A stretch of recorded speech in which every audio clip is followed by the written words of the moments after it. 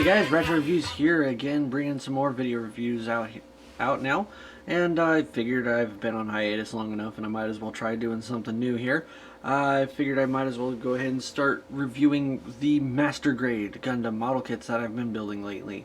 And just like before, when I started off doing the SH Figure Arts, I feel like I should start doing these by the one that I started on. And so we're going ahead and taking a look at RX-78-2 Gundam version 2.0, and I'm gonna go ahead and start by taking a look at the core fighter that comes with this kit.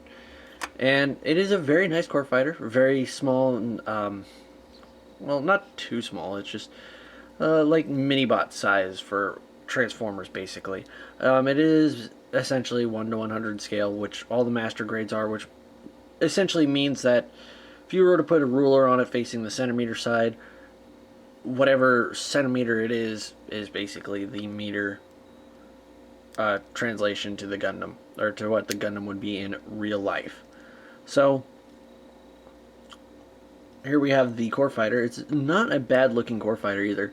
As you can see, as I was messing with it, the cockpit hatch does slide open to reveal an unpainted Amuro figure inside. If I can get it to focus on there. There we go. Little Amuro figure painted in there, or sitting in there, that I have yet to paint, which I'm trying to consider whether or not I actually want to do. And also, as a little bonus feature in here, if you were to take something like your fingernail or a tool or something and not pop the piece out all the way, you can actually have these missile pods. Come on. There we go. Yep, these missile pods can come out, and there is some lining that you'd have to do to get those out. I did do a lot of panel lining, as you can see. With this being my first Gundam kit, being the first one I did panel lining on, you can tell I could have done a bit better job. I did black on everything. It's thick black marks on certain areas. Looking at this now, I kind of wish I used brown for the red spots and gray for the white spots, but oh well. It's what's done is done. I can't. Whoa! And now I'm dropping stuff, throwing stuff on the floor. Okay, so now the core fighter does transform. Or first, I should show off the display stand that the core fighter comes with. It's a nice, clear, small display stand, and it will peg into that little slot there in the center of the fighter, and then it just sits there. It doesn't look too bad like that. Just kind of wish that there was landing gear, or with this kit especially, I wish there was a separate core block, so that way you can have it displayed going flying, and then have the Gundam posed and not lose the stability of not having the core fighter in there. Which, if you've seen the original Gundam anime, you know this core fighter does transform. It becomes the core block of the Gundam, and we established that by taking this little piece right here. If you saw me actually use it, just take it here, rotate that up, and that rotates the seat back, and then push the nose cone in, fold the wings up, and then take this piece of the jet and just fold it forward, and then it all lines up like that. And then now what we do is we take the bottom half of the Gundam and take the core block and just snap it on there, and then take the top half of the Gundam and slide that over there. So there we have the original Gundam in its completed mobile suit form. And now this kit is just overall awesome. Looking at it, you can hardly tell that it's a model kit. You'd think it was a plastic thing assembled at a factory. But it does have an insane amount of posability as well, which is another reason why you wouldn't imagine this being a do-it-yourself project. So got some bad nubs here and there, but that's beside the point. The head is on a double ball joint system on the top and bottom of the neck, so you can look in any which direction you want and still be in natural positions. The shoulders, these are some wicked shoulders, by the way. There's a peg, or there's a swivel here for the polycap movement here to go out to the side, and another swivel right there that connects it onto the arm, which allows it to go up and down, or rotate 360 degrees. And then it also does this. It pushes, or it pulls itself out forward a little ways, which does reveal this mechanical interior, which this thing does have a full inner frame, by the way. If you did not know that about master grades, they strive on making an inner frame on the kit. So this thing does utilize an almost complete inner frame. There's a couple pieces here and there that aren't inner frame bits, but they're mostly in the feet and the head. But aside from that, you can just have basically the skeleton of the Gundam. But yeah, as you can see here, it does, oops, the piece popped off. This does extend out a little ways. And then also you can rotate up there like that. So you can get already an insane amount of movement out of that shoulder. And just reset that shoulder where it belongs. And there's also a bicep swivel at the top of the bicep. The elbow is double jointed, and if you can actually look into the elbow while he's doing that, if it stays together, there is some piston workings going on when he bends his elbow. So I don't know how well you can see that, but it does all stay in good motion.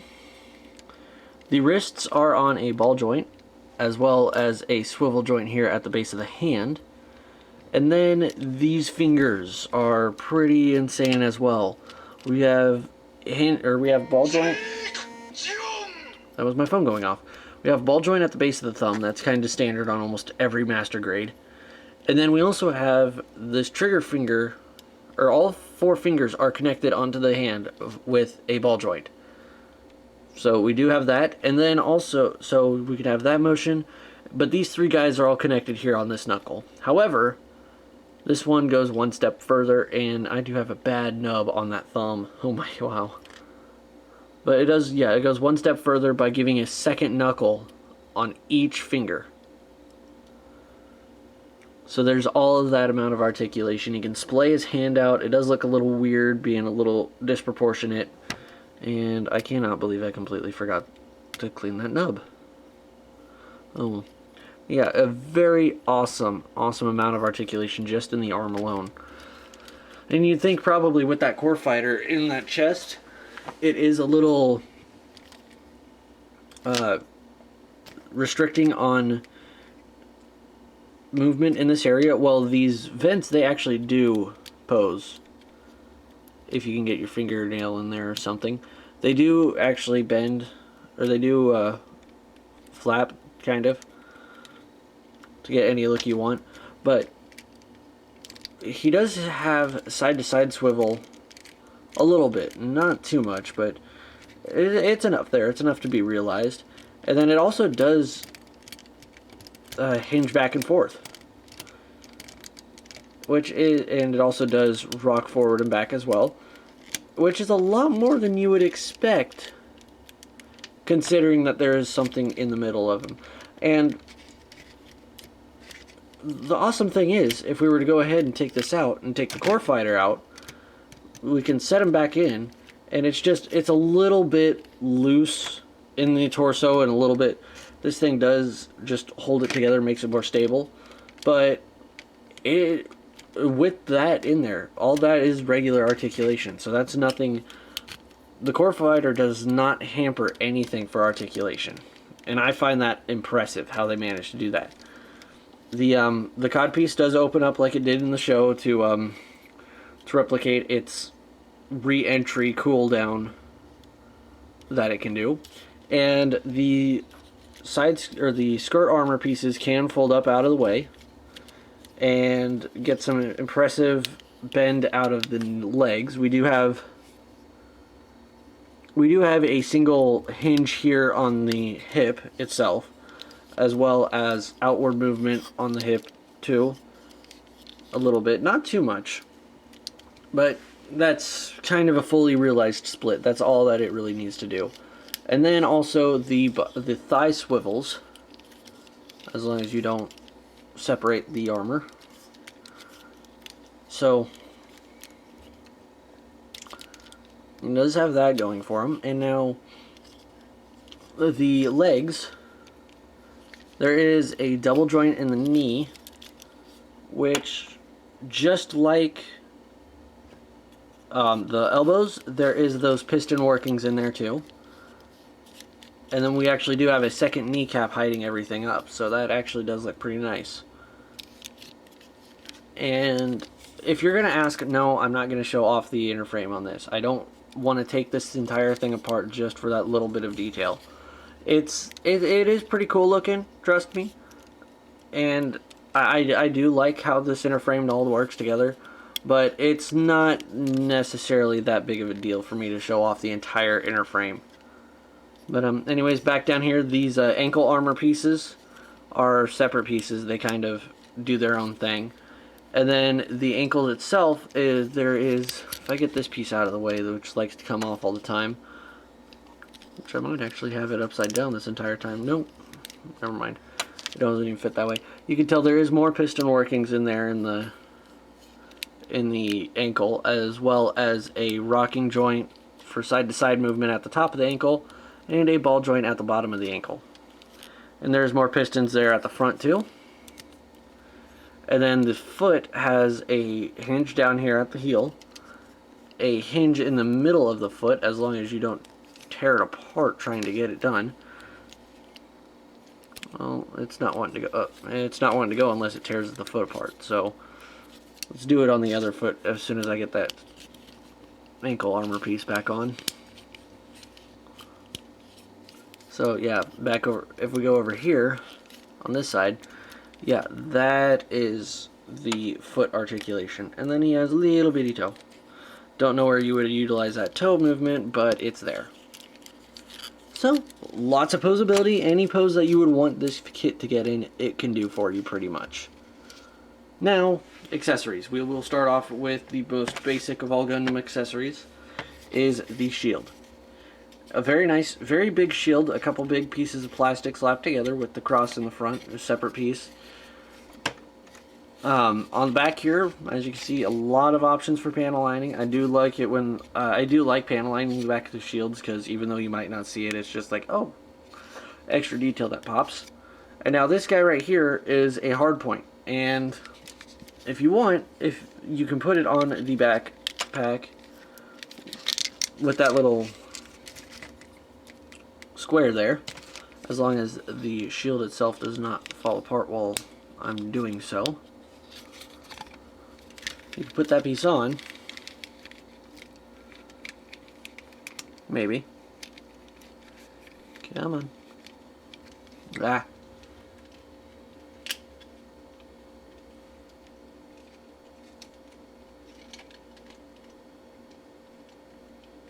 Really, it's not wanting to go. There we go. And it'll, there we go. And so it will actually allow it, oh, that, okay, it's not going to stay. But it can, that piece will allow it to swivel on the backpack so you can have it in any pose you want. And these little bits right here are actually hard points for the beam rifle and the hyper bazooka, but I don't really care much to show that off. I need to check to make sure I didn't break something in here. Nope, it's all good. I heard a crack, so I wanted to just double check and make sure. And yeah, the cockpit hatch actually can open. We do have two opening features. We can open it up this way, like how every Gundam model kit has done before the 2.0. Which actually, if you don't, or if you have the core fighter transformed and you leave the nose cone extended, you can still plug it in there, and then you can open up the cockpit hatch, but with the console in the way, you can't really get into it. So it's there. And then just plug that in, close it up.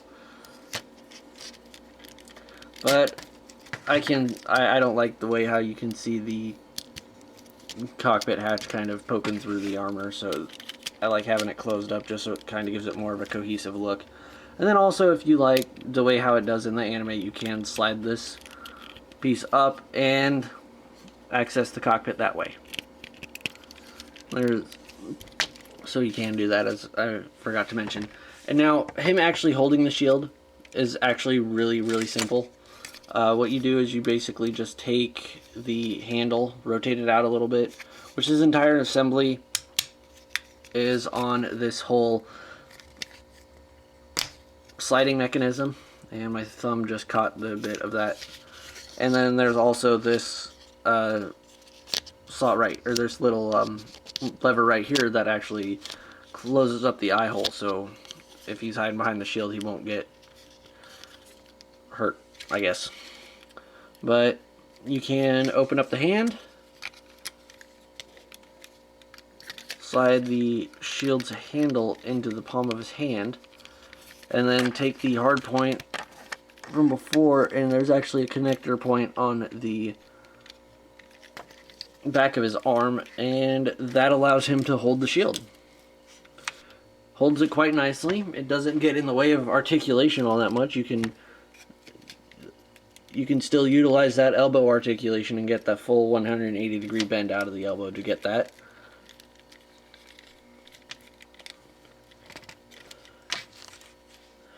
And another weapon he does have is the beam rifle. A very nice, well-detailed beam rifle. It doesn't look too bad. I do really like how, well, it's just simple beam rifle is all it really is. And he can hold on to it just like all the rest of the weapons by opening up his hand.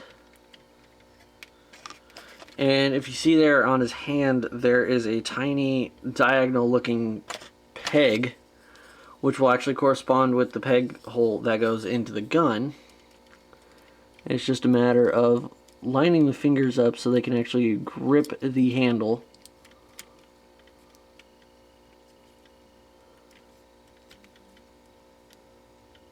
So it actually looks like it's naturally holding the beam rifle.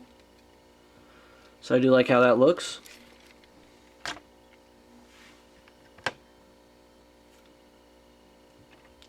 Of course, one of the most favorited weapons of the Gundam was the beam rifle, and it's very lightweight, so it doesn't hamper posability at all. He could hold it at any angle, and it's not going to droop down over time.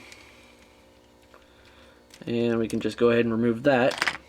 Next weapon real quick, I can show off, I suppose, the this thing, how it can connect to the napalm, the super napalm. And that, as you saw me just try to do earlier, you just take off the barrel, clip the barrel on there, and then slide the gun and barrel back up together like that, and then we have the super napalm attached, which doesn't really change much for the or it doesn't do much for the weight balance, the weight issues for this gun. He can still hold it, and it's not necessarily falling out of his hand at all. It still takes quite a bit to droop down. So, strong connection, lightweight weapon. And we do have this weapon, the Hyper Bazooka. And now this thing gets a little tricky to hold, not gonna lie. It does still have that same peg. It's just trying to get it to work is a little tedious. And trying to pose not only the fingers around it, but trying to pose the gun around the bazooka around the arm gets to be the tricky part. You have to bend the elbow just the right way, and then it'll rest kind of on there, and yeah, it's a mess. it's not that bad. It's just it takes a little bit more time and effort into holding it than I would want it to. And then another weapon that he does come with is, of course, the Gundam hammer, which he is standing extremely close to the camera. But yeah, the Gundam hammer, which is a nice ball and chain mace. And now it does have the handle, or the peg hole for holding onto it. But because of the hooks for the handle, they do get in the way, and it can't really reach the pegs. So you can still hold onto it like that, which doesn't look too bad. And of course, we do have one more glaring obvious accessory, and that accessory would be the beam rifles or the beam sabers on his backpack, which just simply peg off, and there's the handle. And then it comes with 2 of these clear pink beam saber blades, and they just simply attach into the handles. And like all the other weapons before, just plug it in to the peg in his hand, and then wrap the fingers around it, and he's holding the beam saber.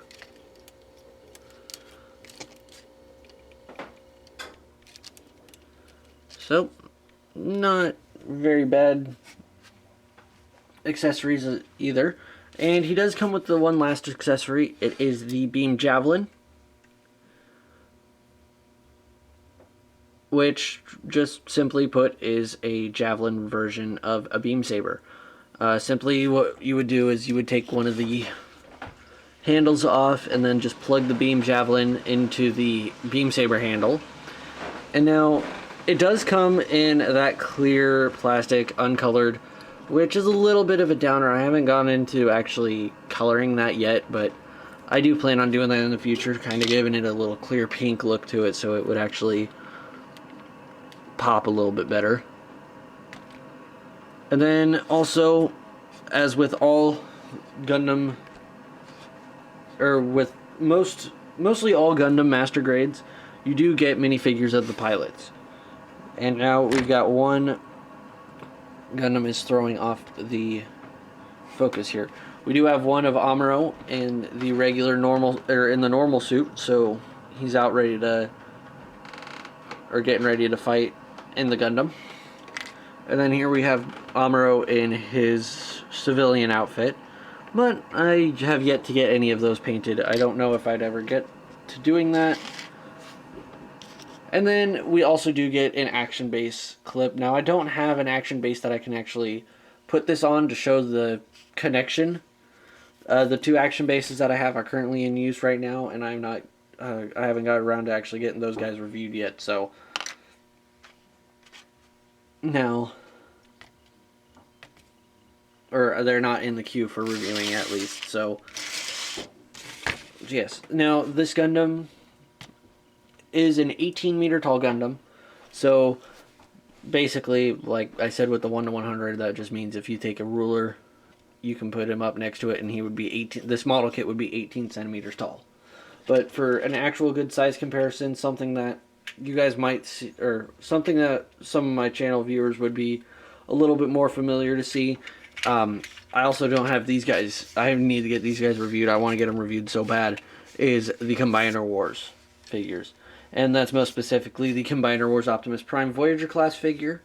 So as you can see, kind of a little bit taller than the Gundam. So, but still, that's a pretty good size for a model kit at least. Now, one thing I do have to note with this kit is just, it is fantastic.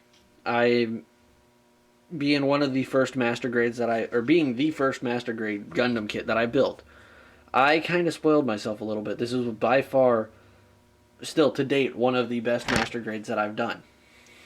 One of the best, not the best. There's a couple more that blow this one out of the water. But in terms of Gundams that were master grades that were released the time this guy was released, he was released back in 2008. And granted, all the rest of the ones that are out there, he was The 2008, 2007, that year around that area was actually a pretty good year for master grades. But this one is probably the best one that came out of the 2008 line of master grades. Now, I cannot recommend this enough. If you like the Gundam series, if you like the Gundam anime, I would go with this one. I would go with this kit. This kit is by far one of the best iterations of the RX-78-2. One of the best iterations of this Gundam. Now, if you don't like the cartoony aesthetics with the cartoony look and the pastel colors, this kit might not be for you. You might want to go for the 3.0, which is actually based off of the real grade kit, which is based off of the 1-to-1 scale Gundam that they have in Japan. So, if you like a more realistic looking Gundam, I would go ahead and go with that one. If you like your Gundams to look more like they do in the animes, which I do, I still plan on in the future getting at least every version of the RX-78-2 that's released as master grades. And this year we are getting the origin version of this guy, which does seem pretty interesting. I will have to check that guy out when he comes out, but yeah, I cannot recommend this kit enough. If you like building, even, this does give a fun, challenging build with that inner frame. Being my first master grade, this took me 8 hours to straight build up from just the straight plastic pieces. So that's not including the time it took to add the decals and the time it took for panel lining and other details that I painted on this thing. Just I cannot recommend this enough. If you like building, if you like anything that has to do with building, and you have the time and patience to do so, I would recommend picking this kit up. It is a fun kit to build. And the end result gives you a nice, decent sized action figure of a giant robot from one of the most popular Japanese robot animes out there. So, this has been Retro Reviews. I hope you guys like this video review. I will have more of these master grade video reviews coming up, so if you do like this one, keep a lookout on those. They will be coming out soon. And if you guys